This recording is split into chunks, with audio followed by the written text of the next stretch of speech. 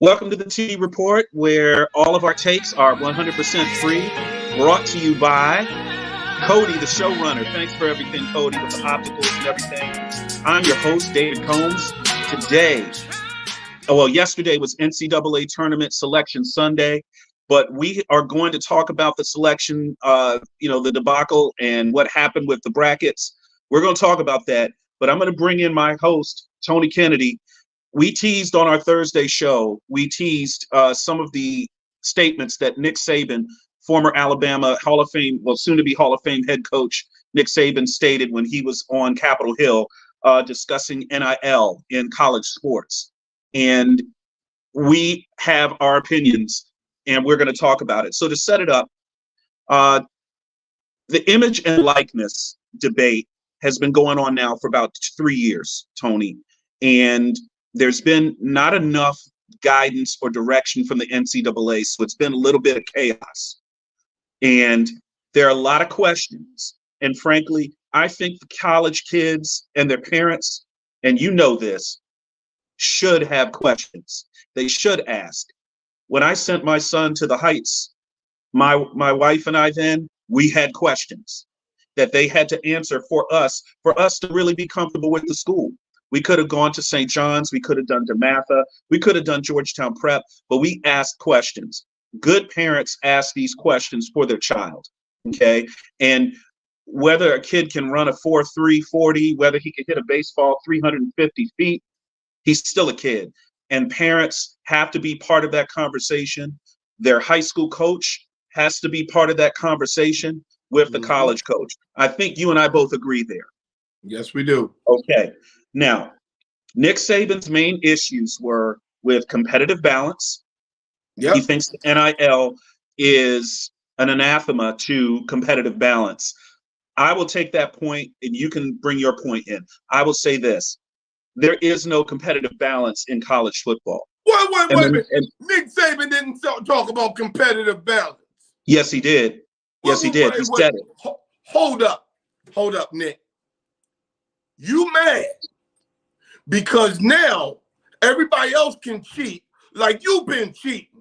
Man, I got people and coaches that have been putting in long work down at Virginia Tech and all these schools. I'm going to talk about my Hokies.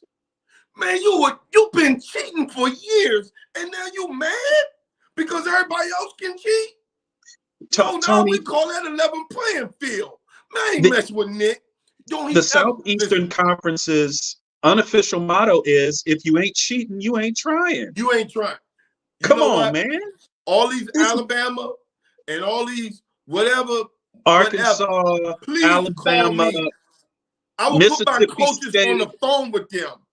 And show Auburn. We built Tech and we didn't cheat. Alabama been cheating for years. And now you notice. So if I'm wrong, ever since NIL been legal, they got 0 championships. 0. They've been close. They were very close. I don't care about close. They got 0. In the end of the year, 0. Since NIL's been legal, 0 championships. I'm not messing with Alabama, man. I'm not messing with competitive balance. Now let's talk about this. How do you feel about what the statement that Nick made where he said it's paid for play and that it's free agency with the transfer portal? Oh, he just mad because everybody else catching up to him. Nick Saban is full of you know what. And I'm not, listen, is Nick Saban a great coach? Yes, he Absolutely. Is. No question. Won championships? Yes. But Nick Saban, come to Virginia Tech and do it the right way. And let's see how many championships you would have had. I want to hear that crap. Y'all been cheating for years, giving people cars and apartments and everything else while the rest of us have been struggling to get this stuff done. And then you want to blame, we Alabama. And you got an all-star team because you paying people. Now, all of a sudden, when the Rabbits got the gun, it's a problem. Hey, Tony, you know who wouldn't, a Hall of Fame coach who wouldn't be whining about NIL? Who? The late Bobby Bowden, because he didn't care. He sure Bobby did. Bowden would have said, oh, wait a minute. y'all gonna let me give them money and I don't get suspended? He get Kid Mamas an apartment, a boat, a house, everything. Am I wrong, Tony? Because Bobby, I think this about, and I love Bobby Bowden, may he rest in peace. And I'll say this about Bobby Bowden. He was freaking great for college football. Yes, he was. He put great teams on the field. He was a great interview. Probably one of the best interviews. If I get a chance to interview any college coach, living or dead, I'd want to have an interview with Bobby Bowden because he told the best stories. He has some great stories. And I would say this, I think he genuinely cared about his kids. I'll say that. Bobby cared about his kids, but he wouldn't be throwing them. Listen, man, when we talk about competitive balance, okay, we were at Virginia Tech with we only had 15 scholarships, man, when you get 25. Mm-hmm. We had that for 4 years, man. Yep. And we didn't cheat. And we were still competing against them scrubs. Man, these teams are scrubs. I don't hear it. Mike Gentry, all my coaching staff, everybody that we had, and we built it the right way.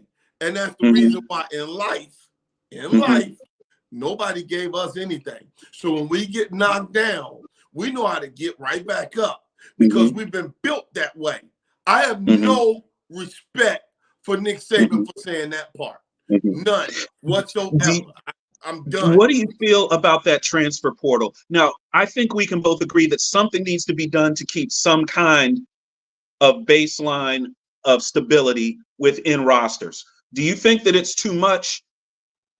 Too many transfers? Come on. Dude, it is what it is. What y'all want to do? Allow them the freedom to fail. If the players go in the transfer portal and they don't get picked up, they don't get picked up. They don't have no scholarship no more. So you gambling anyway. So the players are gambling on themselves. You always talking about freedom.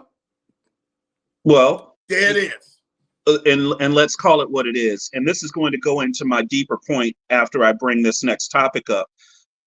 Going on to a college football field out of high school, you're 18 years old, maybe 19. You step onto a college football field, you're taking a risk. It's dangerous out there, Tony. Dudes get hurt. Dudes get busted up in college football on the practice field that we never see on Saturdays. They get busted up every day and never play again. Am I wrong on that? It's a risk. Dave, all that is a risk. So if the players, listen, is the system perfect? No. But we don't need you, Nick, talking about, well, this and well, that and this and that. And you done made millions, almost 100 million off of these dudes. Now, it is a job. You do make your money. We don't regret. We're not being hateful of that. No. What we're saying is allow these people to make money too. Now, Nick, if you really want to get all those great financial people that you got as alumni and sit these people down and show them how to walk through and have their money make more money 40 years down the line. If you really want to do it, show us your program so that now they can see your program is working so it can help others to adapt that program. If you really, because I know you got financial people, Nick, so if you got that, then you should just be worried about yours and put yours under these good financial guidelines that I know that you have, because when you have that much money, you have great financial people. And show the rest of the world what you are doing. Roll out classes, go to Congress and say, look, these are some of the guidelines that should come down that will be helping some of the kids. And it will make sure that they got their money in 40 years instead of just 4 years. See, doing things like that instead of going to Congress and looking like a spoiled brat, because that's what you look like. I like the point that you made, Tony. And you know, if that's the way that Nick truly feels, he's got a right to his opinion, but he doesn't have a right to the facts. And the facts don't necessarily bear out what Nick is talking about. You and I both mentioned on Thursday, Nick Saban started coaching right at the era when Black players started to be allowed wholesale at large land-grant universities like the University of Alabama. Okay. The roster at the University of Alabama when Nick Saban started coaching as an assistant, graduate assistant, the roster of the University of Alabama was, I would say, about 90% black. I mean, 90% white, maybe a little more. There might have been 5 black players at Alabama, maybe 10 out of 80 in 1974, 1975. Would you agree with that? I would agree. There are a few things in NCAA history that have changed the entire sport, not just football or basketball or women's basketball, but one thing was the allowance of black players to enter high Division I football, call it FBS, FCS, whatever you want to call it. The UVAs of the world, the Dukes, the Alabamas, the Georgias, did not have virtually fully black rosters. Black players were either not allowed or they were just discouraged. Or in the South, you and I went to UVA and Virginia Tech respectively. There was a gentleman's agreement where the athletic directors and coaches basically agreed, hey, Tony, I'm coach at UVA, you're coach at Virginia Tech. All the great black players down in the Tidewater area, we're not going to recruit them, and you agree not to either. Tony, you say yes, then I say yes, then they don't. That's how you kept black players out of the game. I'll tell you who else this impacted. This impacted black women adversely as well. You didn't have LSU back then, University of South Carolina, University of Maryland, no black female players in basketball or track. Okay, so yes, when he says college football isn't what it was 50 years ago, well, duh. Give me a break. I mean, the next biggest thing that happened after African-American players started to go to the larger universities, the other one was freshman eligibility, Tony. You remember, in those days, freshmen were not eligible to play on the varsity level. Okay, so that takes you up to around the 1970s. Kareem Abdul-Jabbar, Lou Alcindor at UCLA. Okay, so that takes you up to there. But I got a bombshell to drop. I'm going to drop it. We have a rebuttal in from a Hall of Fame coach in basketball, probably the greatest basketball coach in college sports history, Coach K. He was on the Dan Patrick Show last week. I'm going to read this to you. Everyone, Tony hasn't heard this yet. I'm going to read this to you. I wrote it down so you can hear it. And it's a little long, but stay with me, okay? This is directly out of Coach K's mouth. I heard him. I watched him on the screen, and I heard the words come out, and I wrote it down. From Coach K. I didn't retire because of the new environment in college sports. I'm going to stop right there. Listen to that again. I didn't retire because of the new environment in college sports. That wasn't the cover story that we got when Coach K retired. A lot of analysts speculated, oh, he's quitting because of NIL. The man said he wasn't. It would have been exciting to try to adapt to that. You have to be adapting. I think in the history of college athletics, this is the biggest adaptation. You don't even know who to call into the meeting room to discuss. This has been 3 years now. I'm going to stop right there. This has been 3 years now. What Coach K is saying is, where's the leadership from the NCAA? Where's the guidance? You're leaving it down to the individual schools to make their collectives and do whatever they want to do, but there's no rules, there's no regulation. And then the kids just go for what they know.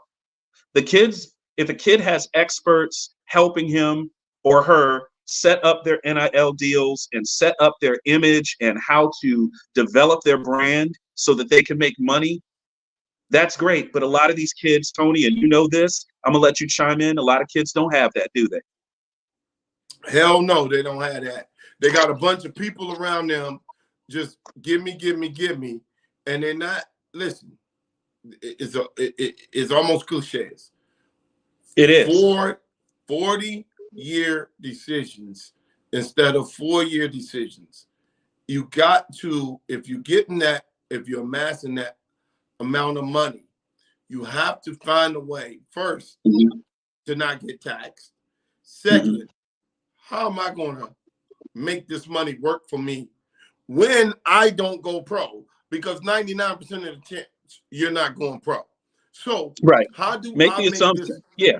How do I make this work for me as I get out into the real world? the reality world. Mm-hmm. That leadership is what I talked about earlier with Alabama. That leadership can be done through the schools. It can be done through the collectives that they are building on these schools. You just putting the collective together, the guy get paid so he can ride around in a Dodge Charger. Well, Mm-hmm. I mean, won't y'all show them that a vast majority of these kids didn't come from money? So Mm-hmm. kind of show them how it's done. How did you get to the point where you can give me money in this collective? Mm-hmm. How did you get there? So you can get us there. Mm-hmm. I mean, those questions need to be asked and answered with the parents and in a good surrounding, a good Mm-hmm. financial surrounding. Not just let's just go and everybody just go for what they know. No, that's not cool. And you know it's not cool, and they know it's not cool. Tony, I've been in banking and finance almost 25, close to 30 years. So we were doing this with your kids at the Crab Bowl, having people like At the me come in and Chesapeake talk Bowl. to Yep, them. we sure did. We have people like me come in and talk to them about careers in finance and banking. Okay. Every school in the country, Tony, has a finance department with accounting degrees that they give out. Every school in the country has it. There's no excuse why a college athlete, football, baseball, basketball, track and field, can't sit through an entry level, 100 level accounting class and learn about accounting, or take a finance class. If you are, let's say, let's use a guy as an example. Let's say you're Chase Young and you were at the Ohio State University. I hope to God that kid took an accounting class, a finance class. It would be in his best interests. And the kids that don't make it to the pros, that don't make a couple of $1 million, they can still learn something from these classes. I've always felt that there should be an athlete major at every major football and basketball school that these kids can take, a major course of study to show them how to take care of their money, how to protect their money, how to spend their money, okay, so that they have it 20 years, 30 years from now, okay? You see some guys like Chad Ochocinco, who literally didn't live in an apartment, I think his first 2 years in the league. Tony, tell him where Chad Ochocinco was living. Him lived at the stadium. For free. It's free parking, free showers. He's never going to be late. Which for practice or meeting. Practice or meetings. I mean, you know, it's funny. I can't hate it. I can't hate on that. It's funny he said that. It's because when I was at Virginia Tech and we were talking about there's no place to stay, I said they should turn these damn suites in the stadium into Airbnbs. They got showers. Tony, they got everything in there. That's not a bad idea, Tony, because to be honest, a football crazy fan like me, I would do it. Yeah, you stay right up in the... Listen, dog. I'd be right down there at Scott Stadium, Tony. If I'm in Charlottesville, I wouldn't be staying at the Omni. Why would I stay there? Stay right there. You're right there. You got, hey, if you got your food, you got everything. You bring your food. What did he say? They said they would let them live there nowadays. Yeah, probably. But the point is, Ochocinco could have, he's living in Cincinnati. He's got a rookie deal. He could have gone and got himself a big fly apartment and all the bells and whistles. And you know what, Tony? He would have been wasting his stinking money, right? Yep. He says that he still eats the extra value meal at McDonald's. Okay? Hey, listen, nobody laughs when Warren Buffett eats at McDonald's, do they? Nope. We don't laugh at him, but we gonna laugh at Chad Ochocinco, right? Okay. Let me finish up with Coach K said. Oh, I sound like an infomercial, but wait, there's more. This is more from Coach K here. Instead of complaining about what it is, just accept the fact that this is a new time. Just because it isn't like the old days doesn't mean it's not okay. This is what it is, and we should figure out how to do what is in the best interest of everyone.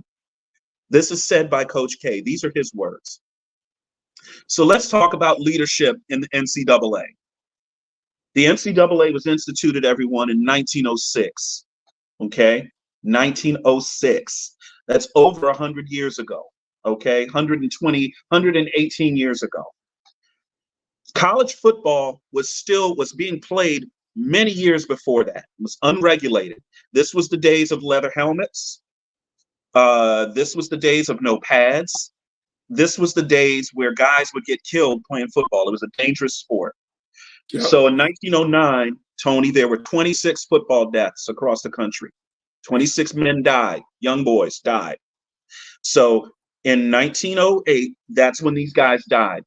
1 year later, the NCAA convened a rules committee with Dr. William Lambeth of UVA and Walter Camp, who is known as the father of American football. They gave football rules to try to save lives. So out of that meeting, Tony, came the forward pass, 7 players on the line of scrimmage, and quarters and halves in football. So before 1910, that was not how football was played. You couldn't throw a forward pass. You could have 8 guys in the backfield and just burrow over people. Guess where? Wow.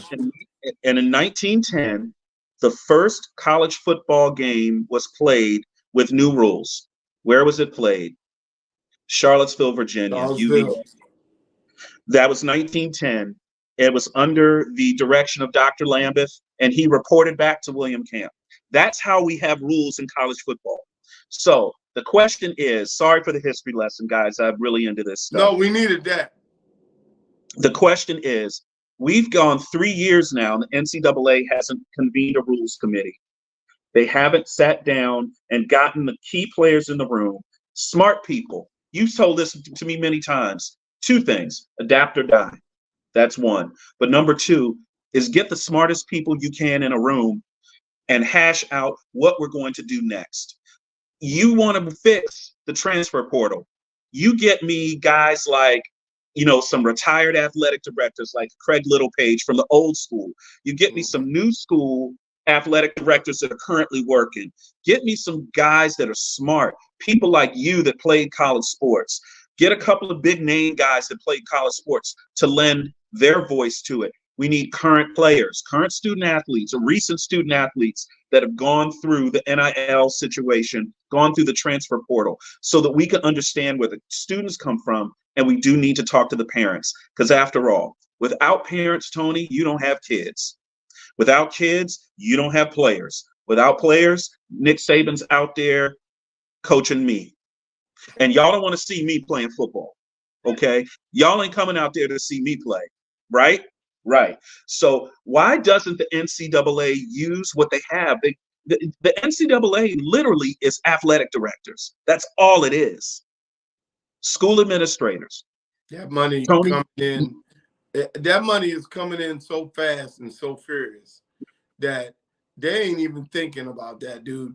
They just letting everybody just be themselves. Now, what I think it is, I think the NCAA is afraid to lay the law down because these people are going to feel like they don't need them no more. And so when the old saying is the horse is out the barn, I think that horse is running daggone on the second leg of the Kentucky Derby. He's in the Preakness now. So Tony, that horse been out the barn for 80 years. But they didn't think. They thought he was still practicing. They thought they were still at practice. And even though he's out the barn, but he's practicing. They didn't realize that he's been running. So the NCAA wants to try to keep control, but make it seem like you got control. And they want to be relevant in this because technically, Dave, every conference can set up rules based upon what's right for their conference and just merge everything together. That's not that hard to do. That's the nuclear option, Tony. If the SEC and Big Ten decided, because they've got so many teams, if the SEC and Big Ten decided that they wanted to break away from the NCAA and get their own TV deals, run their own league, have a super czar to run the Big Ten and the SEC as one combined conference, one league, then they can split it up the way that they want, regionally, by, let's be honest, by talent, by money. You see what I'm saying? Or develop some sort of relegation system where you would say to a school like a UVA that doesn't win a lot, hey, UVA, you actually won 9 games 2 years in a row. You're moving up. We're going to have you play the better teams now and see if you can still compete. If you don't compete, we'll just push you back down to that lower level, right? So there's a couple of different ways it can happen. But imagine if the SEC broke off. Imagine. What does that do to the CBS contract? What does that do to the NCAA's bottom line? The SEC, I'm just guessing here. Anyone that's watching us on the show, definitely hit the like button. Thanks for listening. I'm your host, David Combs, here with Tony Kennedy. We're talking Nick Saban, NIL deals, Mike Krzyzewski, and the debate over where do we go from here in college sports, college football, college basketball, mainly because those are the revenue sports, okay? But I would bet, and someone can check my math on this, the Big Ten, their total revenue for the Big Ten by itself is probably about $1 billion. Just the Big Ten, Tony. Yeah, the Big Ten is #1 for revenue. It's got to be around $1 billion, and right behind it has got to be the SEC, and they're probably sitting around $900 million, maybe a little more. I don't know. They might have flip-flopped, Tony. SEC football is extremely, extremely popular. Yeah, but the Big Ten is bigger because they get more money from their TV deal. They had a better TV deal than the SEC with CBS and ESPN.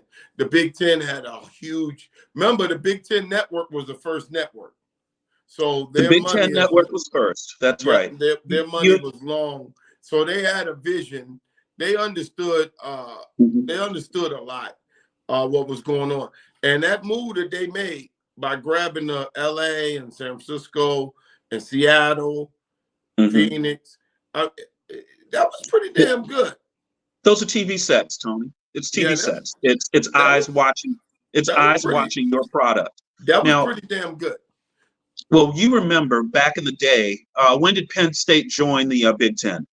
Penn State had been an independent. 1990. 1990 they joined. So there was a big debate between Penn State, within Penn State, whether they should join a league or not. Joe Paterno, rest in peace. Joe Paterno was the big proponent of moving into the Big Ten because he was looking not just for football.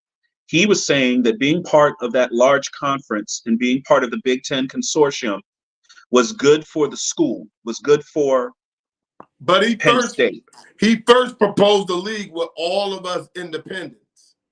And then it didn't go through. Then he said, Virginia Tech, Miami, Penn State, Notre Dame. It was Miami, Penn State, Notre Dame, Virginia Tech, West Virginia, Louisville, Florida State. It was all those teams that was right there, even before South Carolina went in the SEC. So y'all should have done, Tony, y'all should have done that. Yeah, but everybody at Virginia Tech was hard for the ACC. They wanted that ACC so bad because, honestly, that's what they grew up on. That's what they knew. I think we were ready to do whatever, but the rest of the people weren't. And when Paterno went to the Big Ten, it didn't make any sense. It was just like, okay. Then that's when the Big East came calling. Tony, what Joe Paterno said was interesting, and this is always about numbers. He said, out of every 10 college graduates in the United States, out of every 10, he said something about maybe 3 have a Big Ten degree. That's a big chunk. That's a big chunk because the Big Ten has the largest schools within their league in terms of student populations. And if you have a large student population, you have a large alumni population. Well, I can kind of believe that now because the 2012 Sugar Bowl, Virginia Tech played Michigan. Well, Michigan had a big party down on Bourbon Street, and the party was to celebrate 1 million living alumni. That's a lot of people, folks. It's probably the biggest. It's got to be one of the biggest living alumni bases in the country. Yeah, Gotta and that was 12 years ago. They had 1 million living alumni. So, yeah, I mean, I can probably say that that's probably true. You know what Dean Smith used to say? Dean Smith said, there are more North Carolina graduates in the state of North Carolina than there are Duke graduates in the world. It was true because it was a big school. Duke, compared to Duke, North Carolina is a bigger school, and has been for 100 years, 200 years, however long it is. UVA's been around, I think, since 1819, something like that. And North Carolina is probably right around in there, like 1820, 1830, something like that, Yeah. right? But these large land grant schools in the middle of the country, your Michigans of the world, your Minnesotas, Penn State, Iowa. Iowa, those are some big ass schools, 45 and 50,000 undergrads, okay? Listen, it would take UVA 20 years to get to 50,000 undergrads. There ain't enough room in Charlottesville for all those people, okay? But not every school can be as big as the University of Maryland or Penn State or a Michigan, right? So even these SEC schools can't get quite as big. What would you say is the largest SEC school in terms of student population? What's your best guess?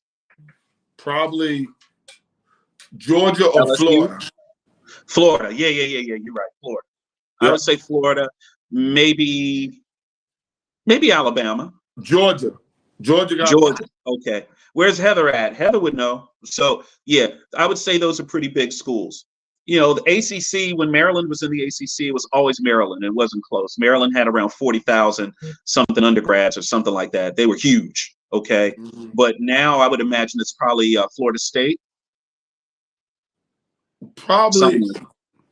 Florida. Yeah. I'm trying probably to think. Florida State. I'd say Florida State. Syracuse? Hey, anybody that's out there in Syracuse or Pittsburgh, watching the show, help us out on that. help us out on Syracuse. Huh? Syracuse is a pretty big school too. Cuse is a big school. Didn't know that. I mean, half the time I've been up there, it's under snow, Tony. I don't know who in there, man. Yes. Yep. Hey, Cody, we're almost ready to go for NCAA tournament, brother. Go ahead and put the bracket up. Guys, we're going to talk about that NCAA tournament real quick. All right. Selection Sunday was was Sunday. Let's give a shout out to a couple of people, Tony. I want to give a shout out to NC State for winning the ACC championship. Back here. Why you give a shout out to them? I don't want to give no shout out to them, Dave. I'm sorry. I had to give a shout out to them because, they won 5 games in 5 days to win the tournament. They beat number 3 seed, they beat the 2 seed, and they beat the 1 seed to win the championship. Yeah. Hey, folks, I'm only playing. Give a shout out to NC State. They did a hell of a job beating Virginia, then beating Carolina. So hey, Coach Kevin Keatts was able to get his contract rolled over. He made him almost $3 to $5 million just winning that tournament because he got his contract rolled over to 2030. Hey, Dave, I want to give a shout out to all the people on RX Sports. We're in 25 states now, and we're getting a 99% positive rate from professional athletes, Hall of Famers, to all kinds of people. We're going to have some stuff coming back to you. We're working on the NFL draft right now. We may have one of the biggest superstars in the world coming on to our show for the NFL draft a month and a week from now. So, hey, we're doing big things here. It's a lot of things that's going on. And we're just grinding. We're going to keep it. This is fun. We're going to keep this thing going. It feels good, man, to be able to do what you love and to do it right and to help folks. Remember, folks, CBD, no THC, RX Sports, we're doing it. We're getting closer and closer to cutting a deal with some NFL teams. Mm-hmm. Closer and closer.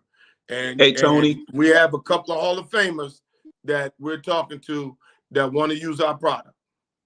Let's give another shout out here to Howard University. Howard University makes HU. Howard the University makes the tournament. This is going to be their second year in a row going. Shout out Blakeney. to Kenny Blakeney from Blakeney, the area. local guy, Yes. done good. DeMatha grad. Shout out to Kenny Blakeney, man. Good job, buddy. Love Good to job, see. Howard. And listen, right now, Howard University is the king of the city, Tony. Georgetown's out. No GW. No George Maryland, Mason. no No nothing. Maryland. No UVA. No, no Virginia Tech. As far as I'm concerned, all eyes are on the Bison. They're going to be in a play-in game. They're So gonna is be out there UVA. where Jody is, out in Dayton, Ohio. Yeah, Good they'll be job, in Dayton Howard. starting tomorrow. The Hey, first four hey, first can four you starts imagine? tomorrow. That little Dayton airport gonna probably have the vice president come in, and they about to lock that whole city down. Good. Hey, Jody, Good. get ready. You about to meet the vice president. Every hotel in Dayton, I would imagine right now, every hotel in Dayton is booked. Solid. You might not even be able to stay in Dayton at this point. So let's talk about the NCAA tournament bracket real quick. Oh, wait a minute. I just got a text. Okay, I have to. Let me shout out St. John's High School's Casey Morcell. He transferred from Virginia to NC State, and he got himself an ACC championship. So Wait a minute, shout that out was to the Casey. guy that was killing Carolina? I don't think it was Casey Morcell that was getting y'all. He averages about 11 a game. No. He's doing good. Whoever the He's not the big Morcell guy. dude was, he was doing it to Carolina the other night. No, I don't think that was him. I think that was the big dude. Well, the big dude was, but Morcell played a good game too. Oh, good. Okay. I didn't see the Tech game. He had, I think, 11 against UVA. And when they got the big 3 in regulation to tie the game, that shouldn't have happened. UVA literally gave that game away. Wait a minute, so the Morcell kid that's on NC State played at St. John's. Yeah, he went to SJC, and then he was at Virginia and then transferred. That's him. Okay. Yeah. He Yep. one of the reasons they won. He kept them steady when Carolina was coming back. He's a good player and a great kid. So, yeah, all my Johnny Mops have been getting on me. They said I didn't give him no credit. So I wanted to make sure he got it. I felt bad for him. I wanted to see him do well at Virginia, though. But, hey, Look, he came home and won an HC title. That's right here in D.C. Isn't that great? DC. I love it. That right there is going to stick with him for the rest of his life. Oh, I know his family is very happy to have been able to see that. Listen, I could take some shots. Whole day, we want to make sure they were a 1,000 to 1 to win the AC. Here's a couple of things. 1,000 to 1 to win the AC championship in 5 games. They've won more games in the Cap One arena than the Wizards have won. They won 5 and the Wizards only won 4. Thanks, Uncle Ted. Thanks, Ted Leonsis. But Ted's laughing. Tony, Ted is laughing all the way to the bank. He's laughing. Yeah. He is laughing all the way to the stinking bank. I was down there for a game, but I didn't have tickets. I just went down there to hit the bars. The bars, listen, everybody. The bars at the ACC tournament, the bars were full. The restaurants were full. The streets were fine. There was gridlock, a lot of traffic. People made money. If you owned a parking garage, you made money. You had a restaurant, you made money. You had a bar, you made money. You had Ted made money. All the seats were filled at Cap One Arena as teams moved in and moved out over the that's a 5-day tournament. The hotels were full. Every hotel bar was full of people, Tony. I saw Duke fans, Tech fans. There were fans from all the teams. Even the Duke fans. Duke lost on, what was it? Did Duke lose on Thursday? Yeah. Duke lost on Thursday. I was at a bar on Friday night, and there were still Duke fans. Usually, you know what it is in the SEC tournament. Your team loses, usually you out. But that was because they were in Carolina, so they can just go home. Remember, they paid for those hotels, so they got to stay. with no team to watch. That's like how UVA fans usually are. Yeah. Welcome to our world. I love it. So the NCAA has picked its tournament. Your number 1 seeds are, let's see, Houston, UConn, Purdue, and Tony's North Carolina Tar Heels. I know you're excited about that, Tony. You guys were the number one preseason team last year, and you guys didn't make the tournament. This year, you go in as a 1 seed. You guys should have won the ACC this year. You didn't. You won the regular season title. You swept Duke. You're going to be the 1 seed in a region. How does that feel as a Carolina fan, Tony? It feels good. Now it's just time to go and put it all together. They playing good defense. Let me give you a stat for the people that just don't know.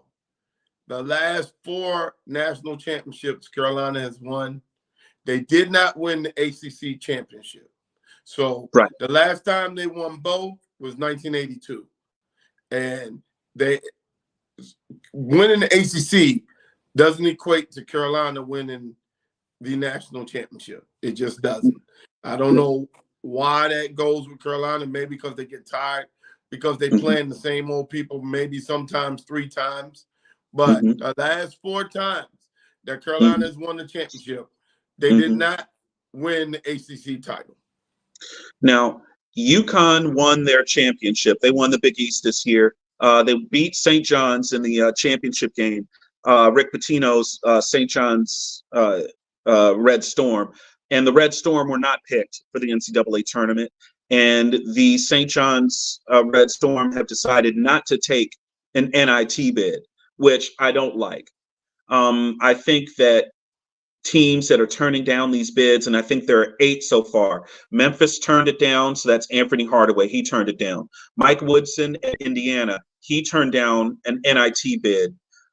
Pittsburgh, that's Jeff Capel.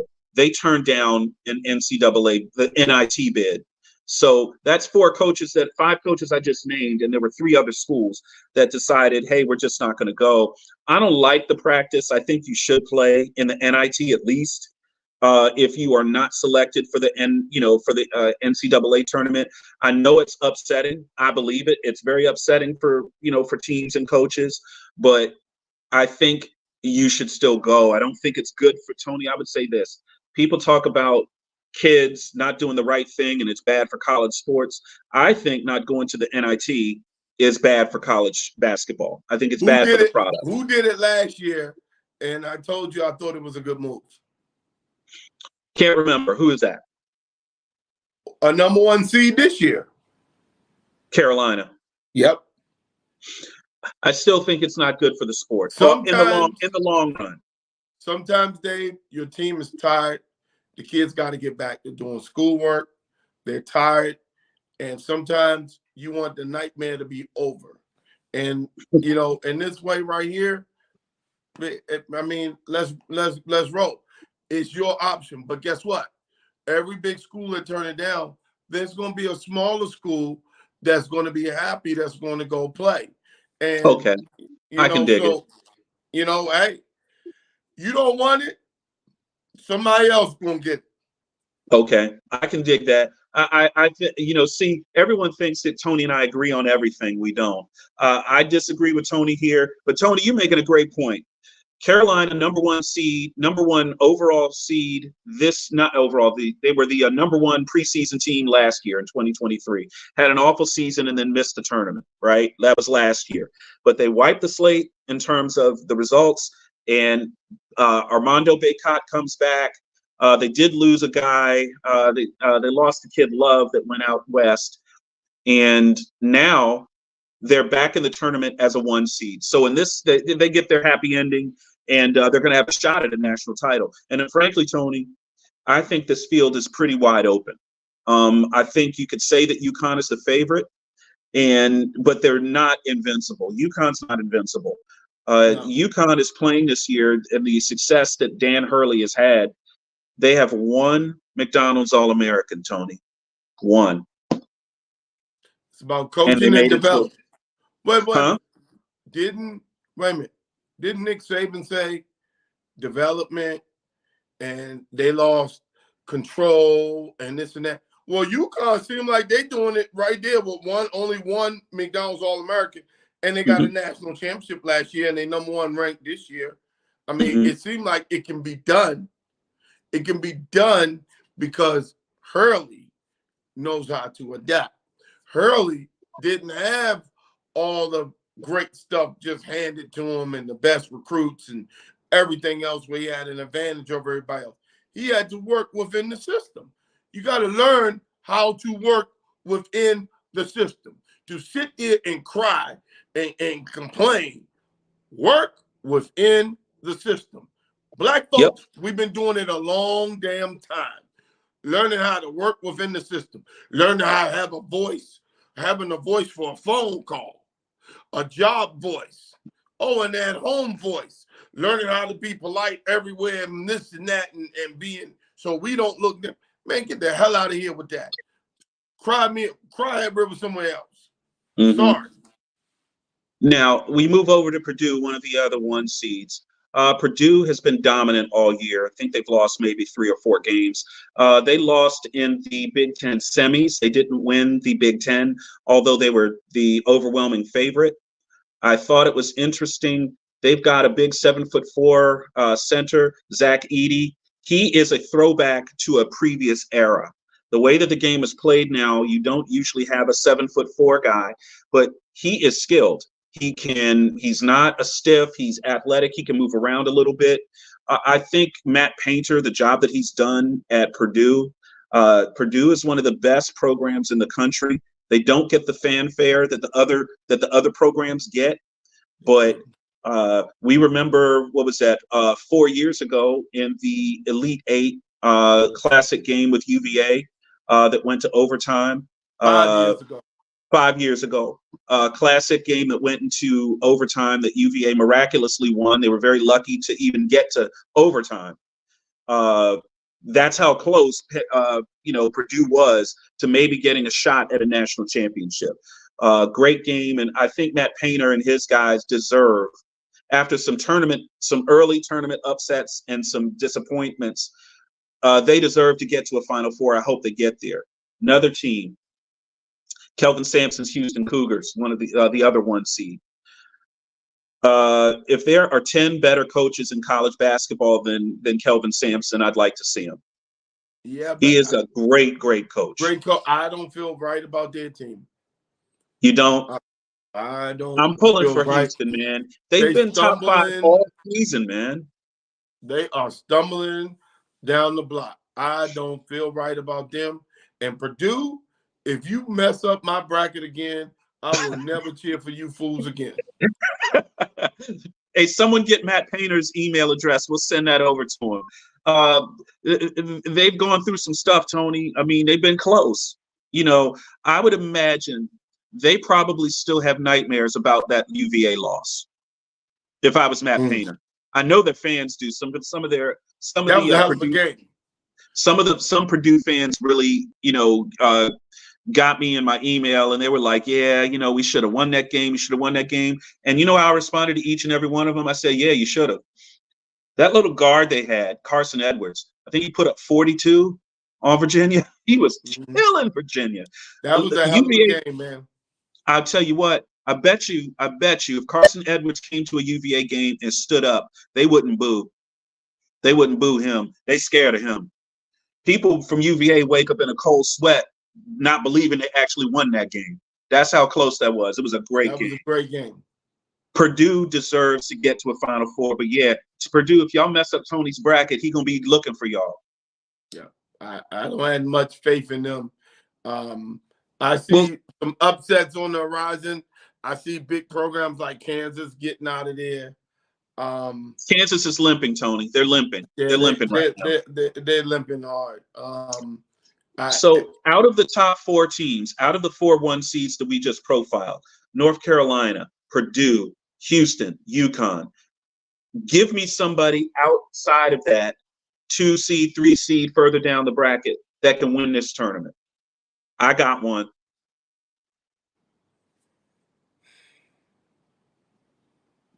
Arizona. I think Arizona is a 2. Cody, can you look that one up for us? I think Arizona is a 2 seed or a 3.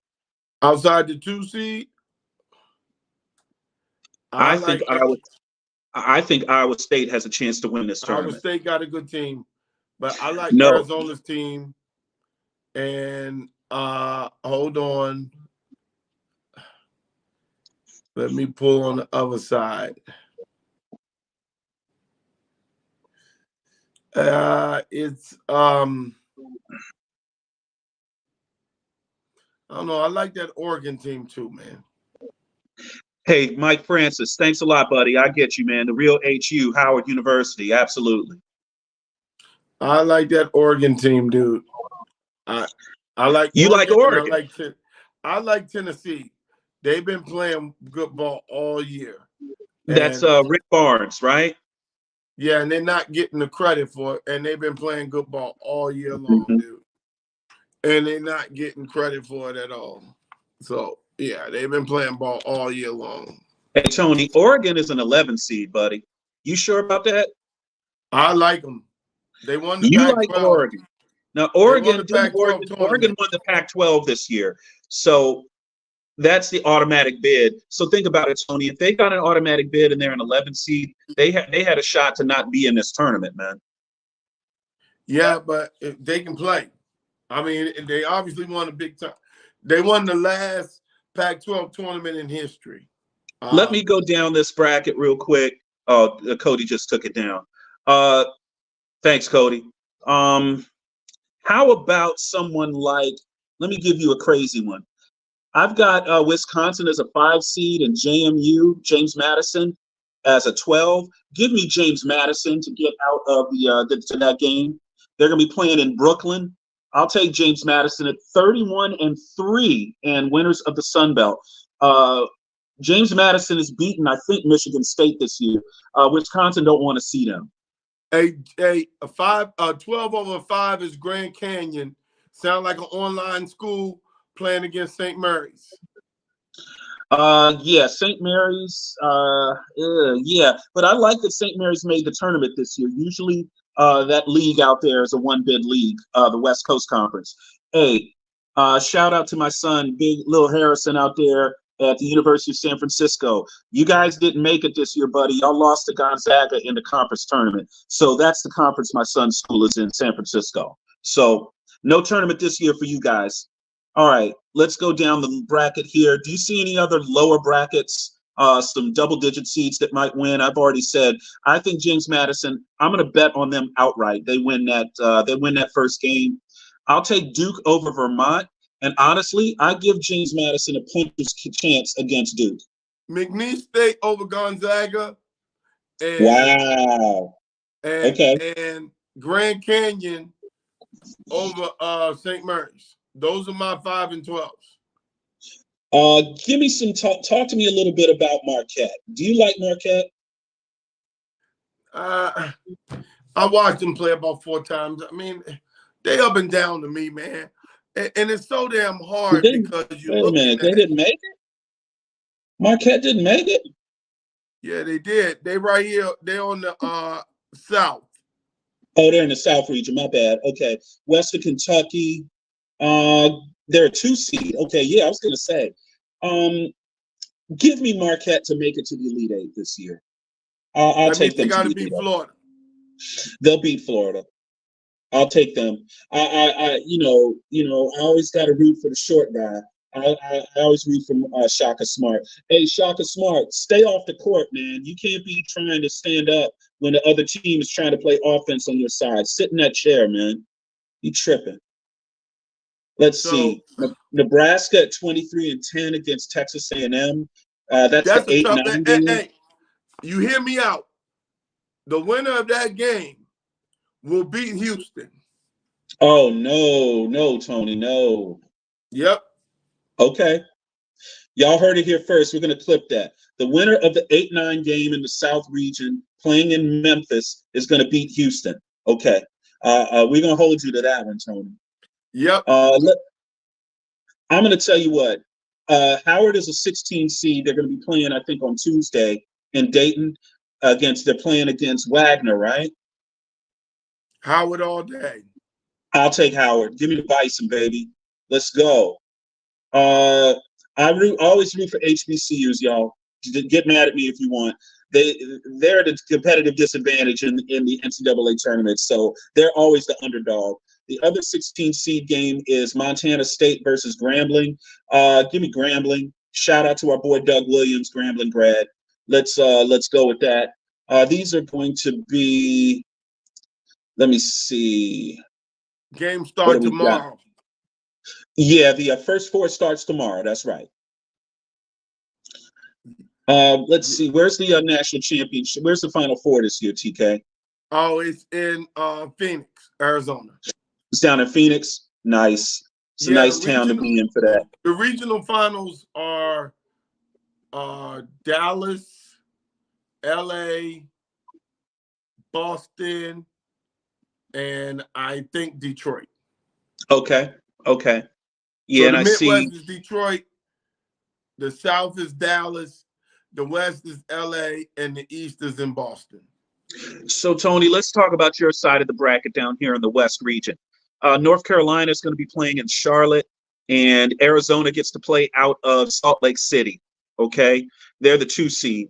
On your part of the bracket, your half, you have Alabama in there, and you have Clemson in there, and St. Mary's and Michigan State. Those would be, the dangerous ones. Now, Michigan State, Mississippi State is the 8-9 game. North Carolina plays that winner of Howard and Wagner. Okay, so you guys are going to get Howard as the 16. You beat Howard, you're going to play probably Michigan State. That's Tom Izzo. Y'all going to take care of him in Charlotte or what? Yeah, because it's in Charlotte. I mean, Izzo's really, really good tournament time. So you can't overlook that guy in tournament time. You know that from UVA. Y'all lost to him how many times? 3? 3. Yep.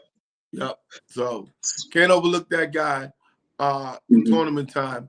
But Carolina being in Charlotte, they will advance to LA. So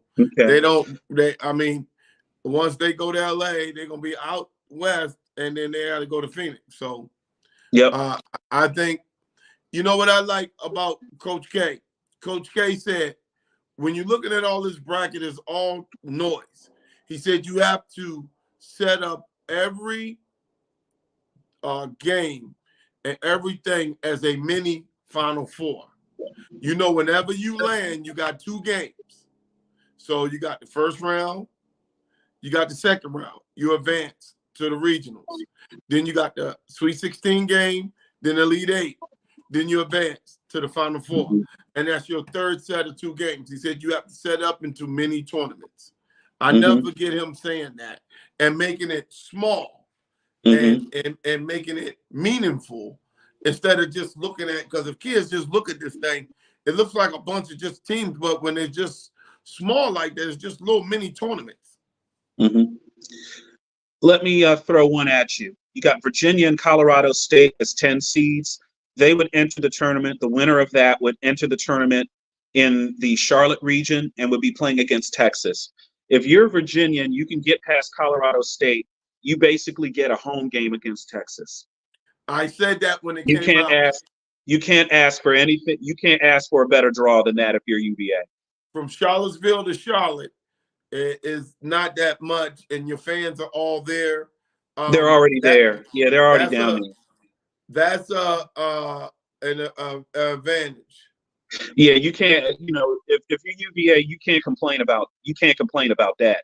Now, Tennessee would play. The Tennessee is the 2 seed. They get the 15 seed St. Peter's. Remember their story, the St. Peter's Peacocks, one of the best stories in all of college basketball last year. They lost their coach and a bunch of guys to the transfer portal and still ended up winning 19 games this year. They're a dangerous team. Tennessee has to be very, very careful here. Yeah. I assume that Tennessee wins that and would face the winner of a Texas-Virginia game. And if you're Texas, Virginia presents a problem in that it's not that Virginia just cannot score. Virginia usually plays pretty good defense, and they just make you uncomfortable, right? You don't get to play the way that you're used to. I still think Texas should win that game. Texas, Tennessee, and Charlotte, which should be a fun game to watch. Yeah, I think that game has been placed in. They put it in Charlotte. Texas and Tennessee is advantage of Tennessee because Tennessee's big not advantage that far for from Tennessee. Charlotte. That's a home game. That's a home game, Tony. They're not that far from Charlotte. When you not at all. About, really, yeah, 3 hours. that part It's of like a Carolina, 3 hour drive, maybe. yeah, that part of Carolina touches Tennessee. So Yeah, it that's works not pretty a good. that's not a long way.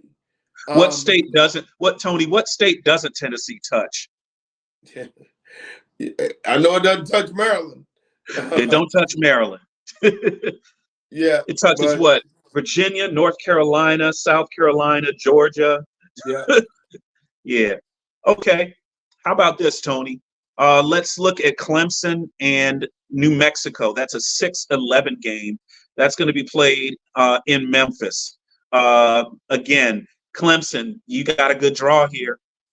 South Carolina to Memphis. You I can't, don't like Clemson in that game. I like New Mexico. but Clemson can't say that they didn't get a fair draw. They play in virtually, like Yeah, I but said. they playing a monster, and Yeah. that damn New Mexico team, they can shoot it. Mm-hmm. How about a team that nobody's talking about? Let me talk about the number 3 seed out of the West, Baylor. That's Scott Drew. He's won a national championship before, and he's just lying in the weeds. No one's talking about Baylor. Yeah, and They could make a eventually, run. They could make a run. They have the coach. yeah, and eventually, that Baylor matchup could be against Arizona. Correct. And, they could. and They that, could possibly meet in the regional semis. that They could is meet in a the regional semis. that's a very dangerous game. Which one? That game, Arizona, Baylor. Yeah, that Arizona Baylor is a very dangerous game. I didn't even see that coming. That's dangerous for Arizona. Dangerous game. Okay. Yeah, that's All dangerous for Arizona. So you like Grand Canyon. Yeah, you like Grand Canyon. Okay. I like the online school, Grand Canyon. Grand Canyon, hey, I should try to get me a degree from there myself, man. That's some online shit if I ever heard in my life. That is funny. Yeah. Hey man, let's get some love out here to Illinois. We have to talk about the issues that that Illinois presents. One of the best players in the country. There's also obviously controversy, with Illinois as far as some legal problems for one of its key players. We're going to be watching them real close. Okay, they're a 3 seed. What region are they in? They're in the East. Okay, all right. I'm looking at. They'll be playing in Omaha. Omaha. Yep. They're in Omaha, Nebraska. Yep. Wow. Well, it's not that far, really. That's Big Ten country. That's yeah. Yeah, Iowa State's in Big Ten country. Mm-hmm. South Dakota. Washington, Illinois.